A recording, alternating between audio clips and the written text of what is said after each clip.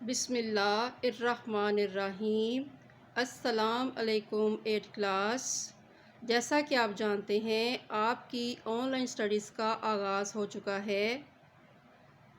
First term آپ کر چکے تھے اور سیکنڈ ٹرم کے لیے آپ کی تیاریاں تھیں۔ آپ نے 2 صفحات ریڈی کر لیے ہوں گے سلیبس لکھنے کے لیے، تو ہم وہیں سے آج کا کام شروع کریں گے۔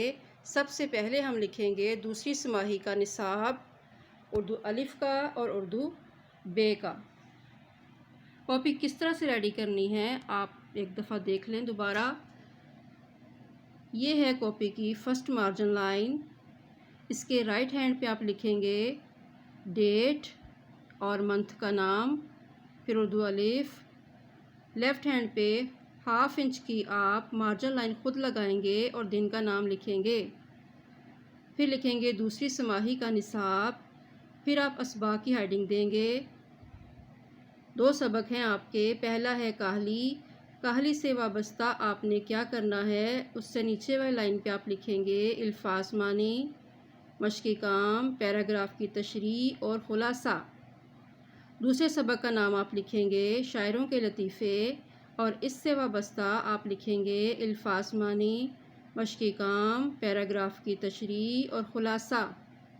پھر آپ لکھیں گے حصہ نظم۔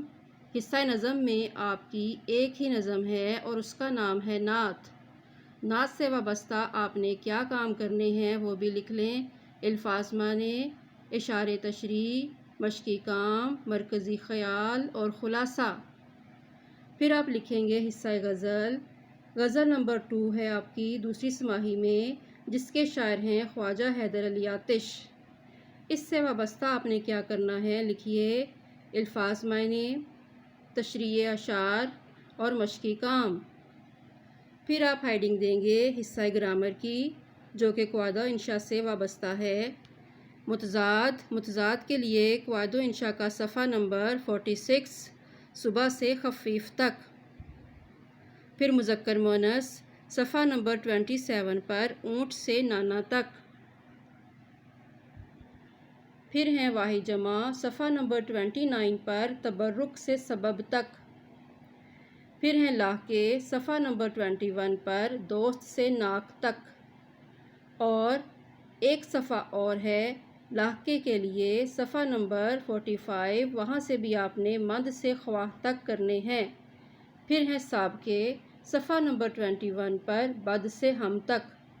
پھر ہے گی، گئی اور گئیں کا استعمال، ان تینوں سے 5 جملے بنانے ہیں۔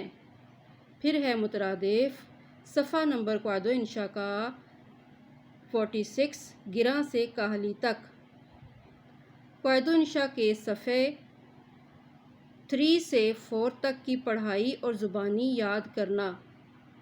یہ آپ کا اردو الف کا نصاب ہے۔